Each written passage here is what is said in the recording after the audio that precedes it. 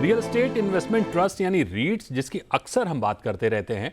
भारत में रीट बाजार ने 2019 के बाद अच्छा प्रदर्शन किया है। इसकी कई वजह हैं, जिनमें जीसीसीज का बढ़ता market, grade A office space की जबरदस्त सप्लाई, क्योंकि मल्टीनेशनल ब्रांड अब ग्रेड ए ऑफिस स्पेस को ही प्राथमिकता देते हैं।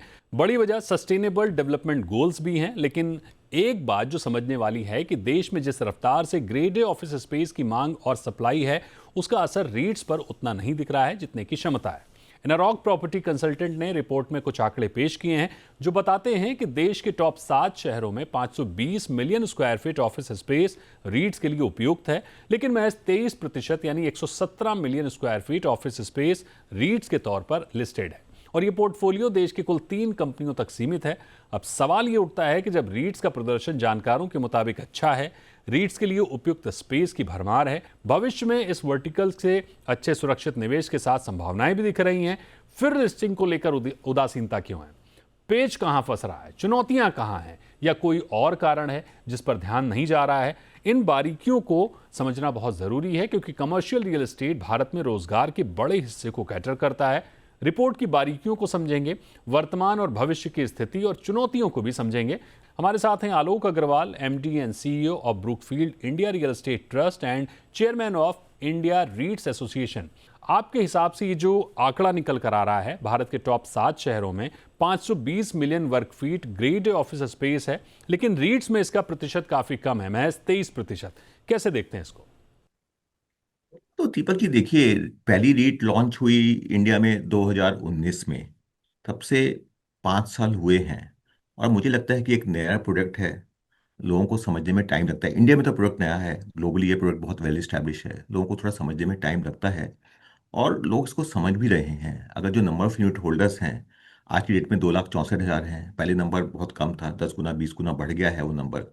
दूसरी चीज़ है, आप ऑल्सो इसको ध्यान में रखिए कि 3 साल हमारे निकल गए कोविड में, जो वंस इन अ सेंचुरी और once in a lifetime event था, जिसमें लोगों को कंसर्न्स था कि लोग अब घर से ही काम करेंगे, ऑफिस नहीं जाएंगे। और इवन इवन जो लिस्टेड और जो बड़े डेवलपर्स थे उनकी ऑक्यूपेंसी भी थोड़ी कम हो गई थी, तो वो भी एक कंसर्न था। बट वो अब concern is it's behind. People have seen कि ऑक्यूपेंसीज बढ़ रही हैं, लोग बैक टू ऑफिस आ गए हैं और मोमेंटम ऑफिस में बहुत है। सो that is second thing. I think मुझे लगता है कि वो भी बिहाइंड है हमारे। और थर्ड थिंग है कि एक रीट थोड़ा रेगुलेटेड प्रोडक्ट है। रेगुलेटेड प्रोडक्ट है। इसमें जो एसेट्स होते हैं they should give stable cash flows on a regular basis. कई बार डेवलपर्स को प्रोडक्ट को और पोर्टफोलियो को क्रिएट करने में टाइम लगता है। तो टॉप डेवलपर्स ने पोर्टफोलियो फटाफट अलाइन कर लिया, वो लिस्टेड हो गए। बाकी लोग कर रहे हैं और आप देखेंगे हर साल एक या दो लीड्स आएंगे। और ये ग्रोथ स्लो नहीं है। I think it takes time and in short to medium term we'll see lot of growth in REITs, and even long term also we'll see a lot of growth in REITs, and that is going to pan out, उसमें कोई doubt नहीं है मुझे। आलोक जी, हाल ही में सेबी ने रीट और इनविट के नियमों में बदलाव किया है। पब्लिक यूनिट होल्डर्स की परिभाषा को बदला है। प्राइवेट इनविट में न्यूनतम निवेश सीमा 1 करोड़ या 25 करोड़ जो होती थी, अब इसे घटाकर 25 लाख कर दिया गया है। इसका क्या असर होगा? जाहिर है, जिस तरह से लोग अब रीट को, इनविट को निवेश के विकल्प के तौर पर देख रहे हैं, तो सेबी भी नियमों को और आसान बना रहा है ताकि कंपनियों के लिए रीट में प्रॉपर्टी को लिस्ट करना आसान हो।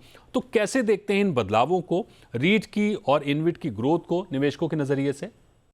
देखिए दीपक जी, मैं दो चीज मैं बोलना चाहता हूँ और जहाँ प्रशांत जी ने बोला उसको थोड़ा मैं बदलाव पे भी आता हूँ मैं।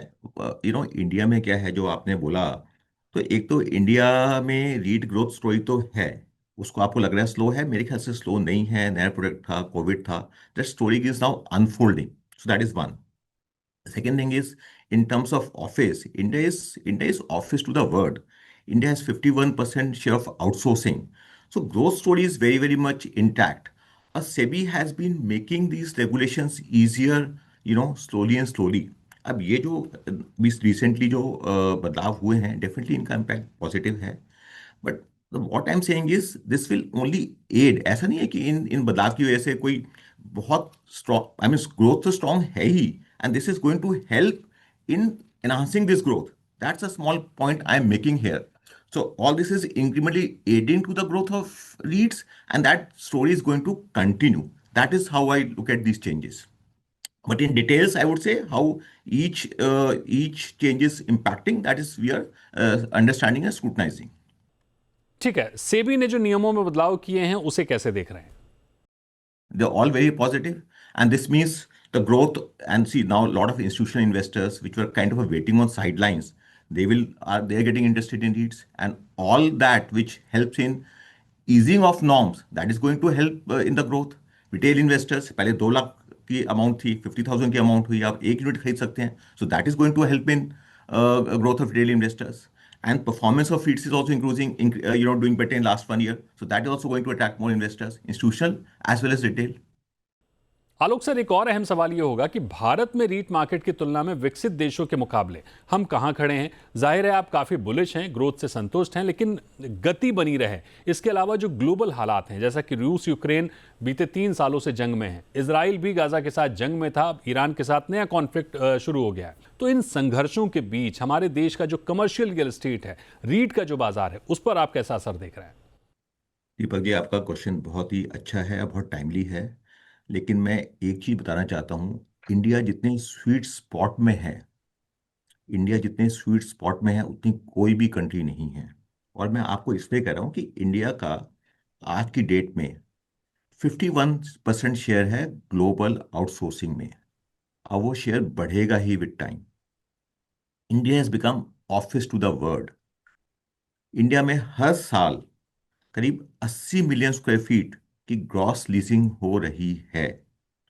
जैसा प्रशांत जी ने बोला, highest number of second highest number of STEM graduates, 1800 GCC हैं, और करीब 3000 जीसीसी हो जाएंगी 2030 तक।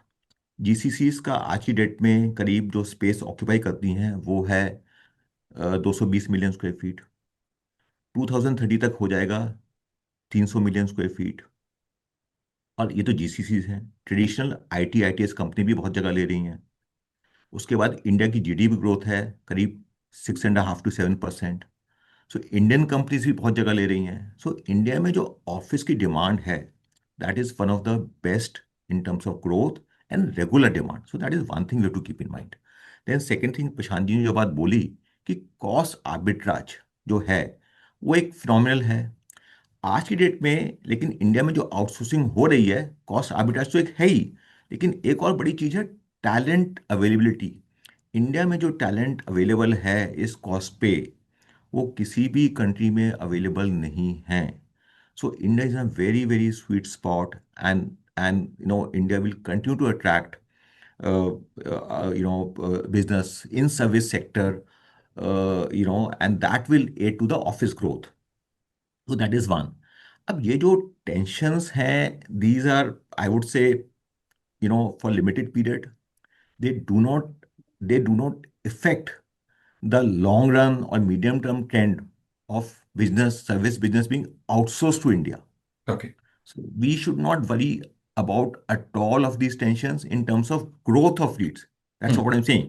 ठीक है, टेंशन को सॉर्ट आउट करना है, वो सॉर्ट आउट होंगे, वो अलग है। लेकिन short medium term long term में इस बिजनेस पे कोई फर्क नहीं पड़ेगा। और आज आप देखिए, यूएसए में read started in 1960s, India में दे स्टार्टेड इन 2019। करेक्ट। तो जो 40-50 साल का जो गैप है, that will take time. But I can tell you, it's always initially start कई बार स्लो होता है, but then it really catches up.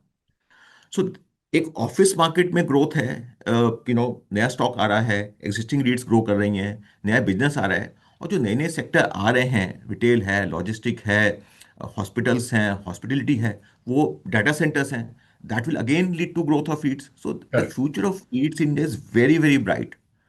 Alok sir, आप कुछ कहना चाह रहे हैं?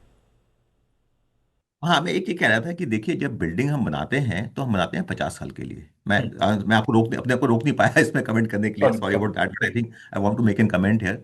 जब हम बिल्डिंग बनाते हैं तो बिल्डिंग बनाते हैं 50 साल के लिए। और जो अच्छे डेवलपर्स हैं, इंस्टीट्यूशनल प्लेयर्स हैं, they keep investing in upgrading those buildings on a very very regular basis. So 10 साल पुराना स्टॉक को इतना 10 साल पुराना नहीं है। अगर उसको अच्छे से मेंटेन किया है, अच्छा बनाया है, तो रीटेबल है। That is one thing I want to kind of point out in this forum very very emphatically. Alok sir, आपसे सवाल मेरा ये होगा कि जैसा कि हमने पहले डिस्कस किया कि multinational brand grade A office space में ही डील करते हैं। तमाम कारण हैं जिसके पीछे जाहिर है आपको रीट की ग्रोथ पॉजिटिव स्टोरी दिख रही है, लेकिन निश्चित रूप से कुछ चैलेंजेस भी होंगे। रीट मार्केट को और गति देने के लिए आपकी ओर से अगर कुछ सुझाव हों तो वो क्या होंगे? सो दीपक जी, मेरे हिसाब से देखिए, Indian growth story in office is very very strong. आज 80 मिलियन स्क्वायर फीट की ग्रॉस लीजिंग हो रही है हर साल। टेनेंट्स आ रहे हैं, रिटेल इन्वेस्टर्स बढ़ रहे हैं, इंटरेस्ट रेट्स कम हो रहे हैं। तो अल्टीमेटली देखिए, businesses have to thrive on their own. अब मुझे लगता है कि ऑफिस बिजनेस इंडिया में जितने स्वीट स्पॉट में है, जितनी उसकी टेल विंड्स हैं, short, medium to long term. So it is going to do well.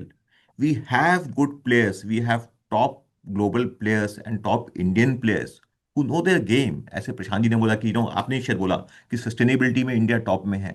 So I think we have the material, we have the people, we have everything. I don't think we need any crutches or any incentives. I think we will do very, very well. मुझे कोई doubt ही नहीं है इस बारे में। जाहिर है tier 2 शहरों को इग्नोर नहीं कर सकते। ग्रेड ए ऑफिस स्पेस का दायरा छोटे शहरों, सैटेलाइट शहरों की ओर बढ़ रहा है। रिपोर्ट पर लौटें तो 520 मिलियन स्क्वायर फीट का रीट लायक ऑफिस स्पेस, लेकिन रीट में हिस्सेदारी 23% है। यानी साफ है कि ग्रोथ स्टोरी स्ट्रांग है, पॉलिसी लेवल पर अच्छा सपोर्ट है। हालांकि रीट को लेकर जागरूकता कम है, जिसका हमने पहले भी कई बार जिक्र किया है। इंपॉर्टेंट चीज जो हमने अभी जिक्र की कि जो कॉन्फ्लिक्ट है, जो दुनिया भर में समस्याएं दिख रही हैं, उसको लेकर फिलहाल हमारे एक्सपर्ट्स का तो नजरिया यही है कि भारत के कमर्शियल रियल एस्टेट पर, रीट पर इसका बहुत ज्यादा असर नहीं पड़ेगा।